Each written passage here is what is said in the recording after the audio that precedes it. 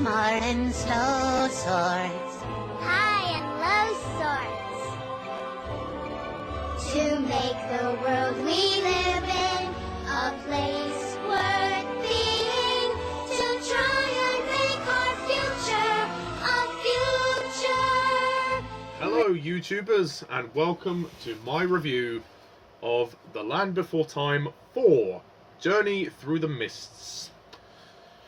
And I want to apologise for the delay with this review. I understand that there were a couple of people eagerly awaiting this review, but I've been a little bit busy in the past couple of weeks, so I apologise for that. And I've been reviewing some other things. There's quite a few new movies out at the moment. But yeah, so The Land Before Time 4, Journey Through the Mists.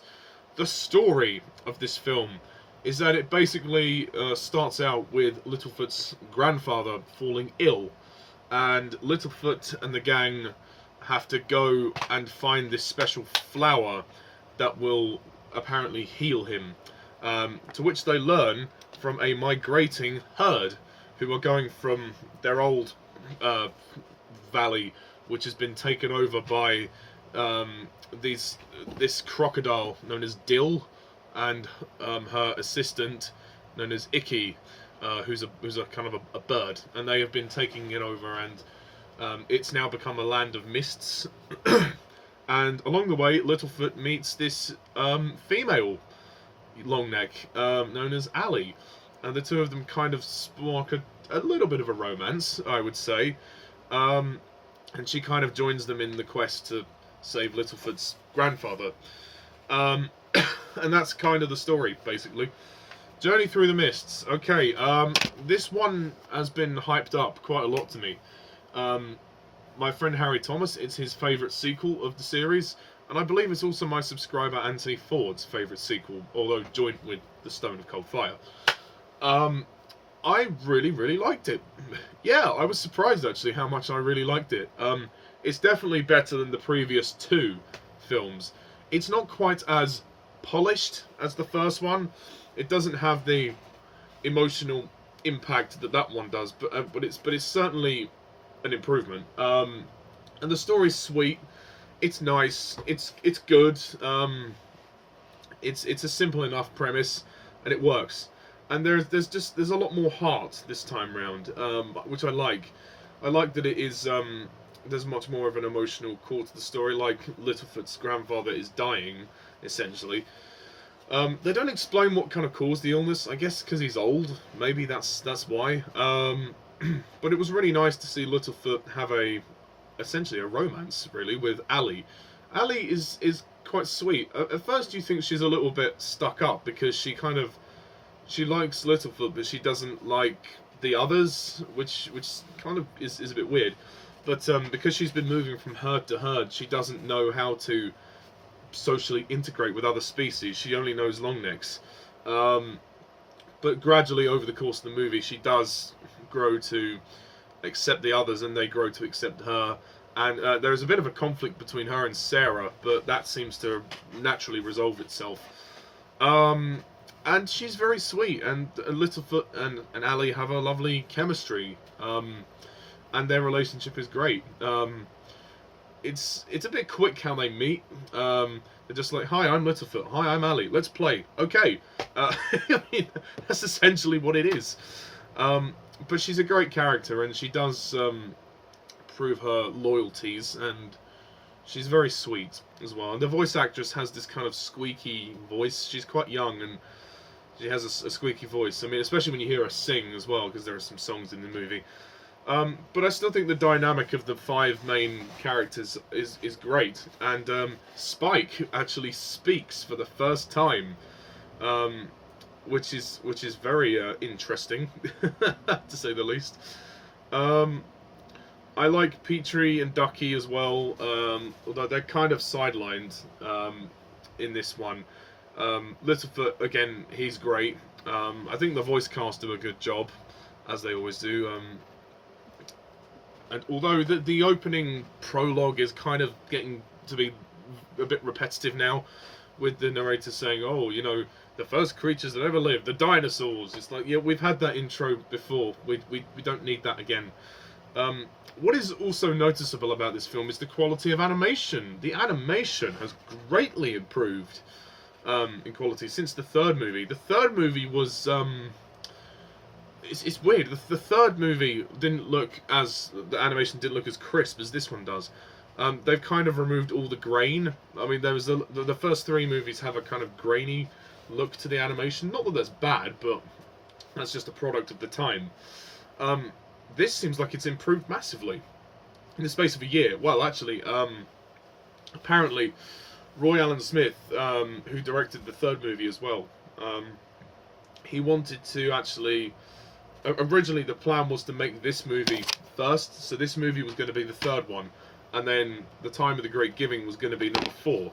But for whatever reason, which has not been made clear, he wanted to push back this one to have it as the 4th movie, maybe for story reasons or maybe for technical reasons. But I wonder whether the animation had something to do with that, because it looks very impressive. I think out of the first 4 films, the animation looks the most impressive. And this is probably the most simple story as well. It's fun. It's an easy watch. It breezes by, and there's still enough heart in there as well. It doesn't reach the wow factor of the first one, but it's still pretty great for what it is. Compared to the previous 2 films, it's great. I think the cast are great, and this is actually a significant film because this is the last time we see the original cast. The last time we hear the original cast who are left. So Candace Hutson as Sarah. This is her last performance, and she's great. Yeah, she's once again very good. And it's a shame that her acting career kind of phased out after this. She decided to not do it anymore, which is a shame. Heather Hogan as Ducky. I'm not sure about her. I don't know if she'll continue. But, yeah. I think also Scott McAfee, this is his last one as well, as Littlefoot. They will be recast in the next film. I don't know why, but that's just what I've heard. And also Linda Gary as the grandmother. She unfortunately passed away, I think, a year before the release of the film. So this was always going to be her last one, which is such a shame, really. And I'm assuming Jeff Bennett is his last film, but I don't know. I know that Candace Hutson and Scott McAfee, it's their last film. So yeah, they're having a cast clear out after this one, which is in a way it's a shame because, you know, they could have carried on for a bit, but I mean, who knows what could have happened. But I mean, all their performances are great. This is probably the best acted of the series since the first one. I also think the Julianna Hansen, who voices Ali, she's quite sweet. I mean, like I say, she has a sort of a kind of a squeaky voice, essentially, a very high-pitched kind of squeak to her voice, but it works. You know, it works. I mean, she's all grown up now. I think she was born in 1983, and she was only about well, this came out in 1996, so she was only about what, 10, 12, 13, something like that. Yeah, but I like her. She's pretty good. I think also Tress MacNellie voices the villain, Dill, and Jeff Bennett voices Icky. I have to say the villains in this film are crap. I'm sorry, but I may get hated on. Please don't kill me. But for me, the only thing that drags this film down is the villains. The villains are shit. I don't know why what? I mean, they don't. I've always found the villains to be not very well written in these movies. I mean, the first one, I'll kind of let it get away with that, because it wasn't really that kind of story. But with the sequels so far, all of them have had villains. Like, you know, you have the 2 dinosaurs in the second film looking after the eggs, which is pointless. Then you have the dinosaur bullies in the third movie, and in this one you have a crocodile teaming up with a bird. And basically they just want food. There's no motivation to them. They are underdeveloped characters. Not that kids will care about this stuff, but from a filmmaking perspective, it's just not very good, because there's no reason for the villains to be there. And also the character of Archie, he was pointless. Why was he in it? You know, he was the sort of turtle or tortoise that helped Littlefoot when he was trapped in a cave. That cave sequence is entertaining though. I mean, their encounters with the villains are entertaining, but yeah, the villains are just pointless, and the villains are annoying as well because they constantly bicker with each other. They're like an old married couple, you know, and it does get a bit irritating after a while. Yeah, it's weird because Tress MacNellie voices is in The Simpsons. Voices Principal Skinner's mother, Seymour. You know? I mean, I believe she is. Anyway, I'll double check. But I mean, there are some funny moments in this film. I mean, I like the fact that this one is charming and it doesn't take itself seriously, and the songs actually work. There's this song which is kind of, I believe, it might even be called "The Circle of Life." Yeah, Tress MacNellie is in The Simpsons. Yeah, definitely. Yeah, the songs are good. The Circle of Life-ish song which the grandmother sings is nice. Then the song with the kids is good. That's a nice sweet one at the very end. The villain song is just goofy and unneeded, really. I mean, each movie seems to have 3 songs, except the first one. The first one doesn't have any songs, at least not I can remember. Yeah, and like I said, I mean, it's a very colourful looking film. It's certainly very unique. I do think that maybe the other herd could have done more. I mean, the adults in the story don't do as much. Although, I mean, to be fair, they were quite a central part of the third movie. Especially Sarah's dad, who actually doesn't really appear in this film at all. I mean, I think we see one shot of him, and that's it. Yeah, I really like it. I mean, it isn't perfect, as I said. The villains drag it down. But it is well paced, it's good fun, it's very charming, it's got a sweet little romance in it, and it's definitely the best sequel so far. So, yeah, and I will give Journey Through the Mists a 9 out of 10.